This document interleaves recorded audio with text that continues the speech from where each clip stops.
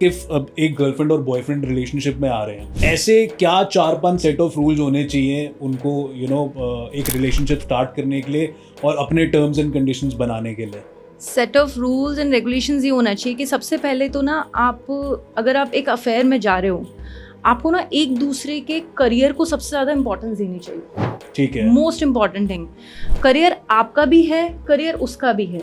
उस चीज़ के अंदर कोई भी वो चीज़ नहीं होनी चाहिए कि आप भाई तुम जैसे ये चीज़ क्यों कर रहे हो, आप अगर पढ़ाई कर रहे हो तो आप ये चीज़ क्यों कर रहे हो, सारे काम छोड़ो मेरे पास आ जाओ। ये सारी चीज़ें गलत हैं। करियर को एक दूसरे के इम्पोर्टेंस दो और आपका जो पार्टनर जो है वो आपके करियर की रिस्पेक्ट करे, वो सबसे ज़्यादा इम्पॉर्टेंट है एक रिलेशनशिप के अंदर। जैसे सपोज़ कि अगर मेरा कोई पार्टनर है वो एक पर्टिकुलर टाइप का प्रोफेशन कर रहा है और मुझे वो लगता है यार बेकार है, क्या है ये, फालतू का काम करता रहता है, तो वहाँ पे वो रिलेशनशिप कभी भी टिकेगा ही नहीं। क्यों? क्योंकि ना मैं उसके काम की इज्जत कर रही हूँ, और उसके काम की इज्जत नहीं करी तो मैं उसकी लाइकिंग्स की इज्जत नहीं करी तो मैं उसकी इज्जत नहीं कर रही। तो जिस रिलेशनशिप में रिस्पेक्ट ही नहीं है तो वो रिलेशनशिप वैसे भी नहीं चल सकते। सेकेंड है कि आप उनको फ्रीडम दो।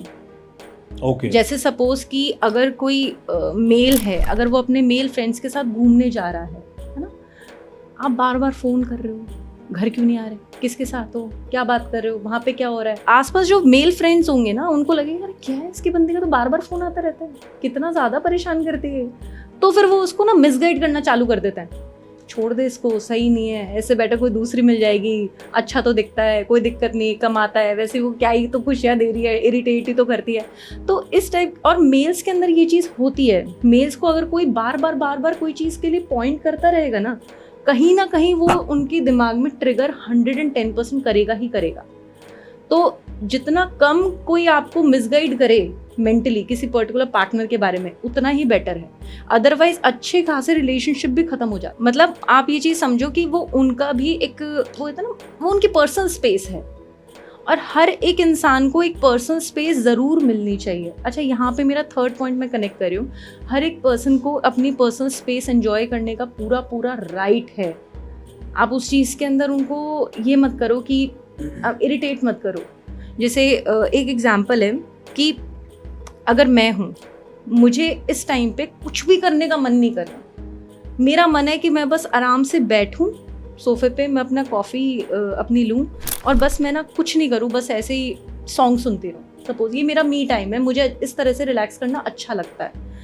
और ऐसे केस के अंदर अगर मेरा पार्टनर मुझे कॉल करके बोलता है यार तुम जब खाली बैठी थी तो तुमने मुझे कॉल क्यों नहीं किया, जब तुम कुछ कर ही नहीं रही थी तो तुमने मुझे क्यों नहीं टाइम दिया, तो ये चीज़ गलत है। आप एक दूसरे की इस टाइप की जो पर्सनल स्पेस है ना उसको भी मेंटेन करो, ये बहुत ज़्यादा ज़रूरी है। क्योंकि एक इंडिविजुअल जो है वो एकदम अकेलेपन में जितना अच्छे से ग्रो करता है, अपने आप को समझ पाता है, वो किसी से बात करके कभी भी नहीं समझ पाता अपने आप को। तो हर इंसान को एक जो होता है ना खुद के साथ टाइम स्पेंड करना, वो बहुत ज़्यादा ज़रूरी है। और उस चीज़ के अंदर आप ना उनको पॉइंट आउट मत करो। जैसे सपोज़ कि जैसे कुछ ऐसे मेल्स होते हैं, वो चाहते हैं कि हम ना एकदम मतलब हॉलीडे ट्रिप पे जाएं, ट्रैकिंग पे जाएं, अकेले जाएं, कोई उनको रोक टोक ना करे। वहीं पे उनकी जो गर्लफ्रेंड है या वाइफ है, वो तुम अकेले जाओगे, शादी हो गई अब भी अकेले जाओगे, मैं हूँ ना यहाँ पे, मुझे साथ लेके जाओ। गलत है ये चीज़। उनको भी एक पर्सनल स्पेस चाहिए, उनको जाने दो, उनको भी अपना माइंड रिफ्रेश करना है। अच्छा, ये चीज़ वाइस वर्सा है। अगर फीमेल ऐसा बोले कि मुझे जाने दो, मुझे एंजॉय करना है, मुझे अपने 2 दिन चाहिए, मुझे अपनी पर्सनल स्पेस चाहिए, उनको जाने दो, रोको मत, बांध के मत रखो कि नहीं तुम्हें कहीं नहीं जाना, और तुम अगर जा रही हो तो मुझे मिनट की खबर दोगी। नहीं, इतना ज़्यादा किसी को नहीं बताओ अपने बारे में। उनको भी एक पर्सनल स्पेस चाहिए। इनफैक्ट 2 दिन के लिए फ़ोन स्विच ऑफ कर दो, ना आपको कुछ पता है ना उनको कुछ पता है। 2 दिन के बाद मिलोगे तो या तो कलेश होकर ख़त्म हो जाएगा या फिर बहुत ज़्यादा अच्छा हो जाएगा, एक्सट्रीम्स हो जाएंगे। लेकिन अगर आप समझदार हो, सेंसिबल हो, तो वो चीज़ और ज़्यादा स्ट्रॉन्ग हो जाएगी। एक पॉइंट मैं और बोलूँगी, पेरेंट्स। ओके। पेरेंट्स का इन्वॉल्वमेंट बहुत इम्पॉर्टेंट चीज़ है, स्पेसिफिकली अगर आप शादी की बात करते हैं तो। ओके। अगर आप शादी करते हैं तो क्या होता है कि ना फीमेल्स जो है ना जनरली जो मेल के पेरेंट्स जो हैं उनको ज़्यादा एक्सेप्ट नहीं कर पाती, उनको लगता है कि भाई पेरेंट्स ना ही साथ रहें और ये है वो है, ये नहीं मेरे पेरेंट्स ज़्यादा सुपीरियर हैं। और लड़के कई बार सोचते हैं कि नहीं मेरे मम्मी पापा बहुत अच्छे, तुम्हारे मम्मी पापा ख़राब हैं। सबसे पहले तो मेल और फीमेल्स को ये चीज़ बहुत अच्छे से समझनी चाहिए कि दोनों के पेरेंट्स हैं, इक्वली उनको रिस्पेक्ट दो, इक्वल उनको ट्रीटमेंट दो। ऐसा नहीं है कि मेरे पेरेंट्स महान और तुम्हारे पेरेंट्स घटिया, आपकी ऐसी बिल्कुल भी सोच ही नहीं होनी चाहिए। या तो बिल्कुल इक्वल ट्रीटमेंट हो, या तो दोनों ही घटिया हैं, दोनों के पेरेंट्स ही बेकार हैं, या दोनों के पेरेंट्स ही बहुत अच्छे हैं। ये नहीं कि भाई तुम शादी करके मेरे घर में आई हो तो तुम अपने मायके नहीं जा सकती, और ऐसा भी नहीं कि भाई मेरे मम्मी पापा तो बहुत अच्छे हैं, मेरा एकदम परी की तरह ध्यान रखते हैं और आपके पेरेंट्स हर चीज़ में रोक टोक करते हैं। तो आपको अपने दोनों के जो पेरेंट्स हैं उनको रिस्पेक्ट करनी चाहिए, पहली बात।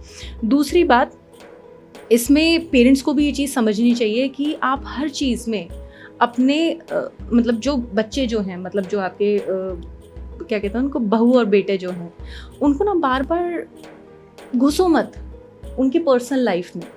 आप ये चीज़ भी समझो कि बेटे की शादी हो गई है, उसकी एक पर्सनल स्पेस है, वो अब अपनी वाइफ को ही इम्पोर्टेंस देगा। पेरेंट्स को भी ये चीज़ समझनी चाहिए। अब वहाँ पे आप ये चीज़ मत लेके आओ कि मैंने 9 महीने कोख में रखा है तो मेरा बेटा मेरी क्यों नहीं सुनता, बहू की क्यों सुन रहा है, और ये सारी चीज़ें। आप बीइंग अ पेरेंट आपको भी ये चीज़ समझनी चाहिए। और एक आजकल क्या करते हैं फीमेल्स, क्या करते हैं वो ना हर चीज़ जाके अपने मम्मी पापा को बताती हैं कि ऐसा हो रहा है, वहाँ पे ये हो रहा है, आज इस घर में हो रहा है।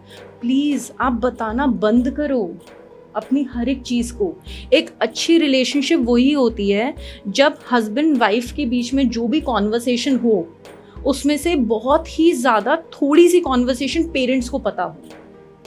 आप जितने अपने रिलेशनशिप में प्राइवेसी मेंटेन करके चलोगे, जितना आप एक दूसरे की वैल्यू, एक दूसरे को कहते हैं ना हार्मोनियल रिलेशनशिप होना चाहिए हस्बैंड वाइफ के बीच में, वो चीज़ होनी बहुत ज़्यादा ज़रूरी है। ये नहीं कि मम्मी जी ने ऐसा बोला तो मैंने जाके ऐसा कर दिया, या पापा जी ने ऐसे बोला इसलिए मैंने ऐसा कर दिया। नहीं, आपको ये चीज़ समझनी चाहिए कि आपका जो स्पाउस है उसके लिए क्या चीज़ मैटर करती है। ठीक है, मम्मी पापा को हम लोग समझा देंगे, वो समझ जाएंगे, लेकिन हर चीज़ उनको ये बताने कि भाई मेरे हस्बैंड की इतनी तनख्वाह आई है, उसने अब इतना इतना खर्चा यहाँ पे कर दिया, अब इतना बजट बचा है, हम इसके अंदर ये कर लेंगे। नहीं, इतना ज़्यादा डिस्क्लोज मत करो हर चीज़ को। और पेरेंट्स भी ये चीज़ समझे कि अगर बहू घर से बाहर जा रही है तो अब कहाँ जा रही हो, कितनी देर में घर आओगी, क्यों जा रही हो, इतने सवाल जवाब करने की ज़रूरत नहीं है। ट्रस्ट करके तो देखो, अगर आप किसी पर ट्रस्ट करोगे तो सामने वाला चांसेस हैं कि वो आपका ट्रस्ट ब्रेक नहीं करेगा। लेकिन अगर आप बार बार उनको हॉन्ट करोगे तो चांसेस हैं कि वो आपका ट्रस्ट ज़रूर ब्रेक करेगा। तो जितना कम छेड़ो तो उतना ज़्यादा बेटर।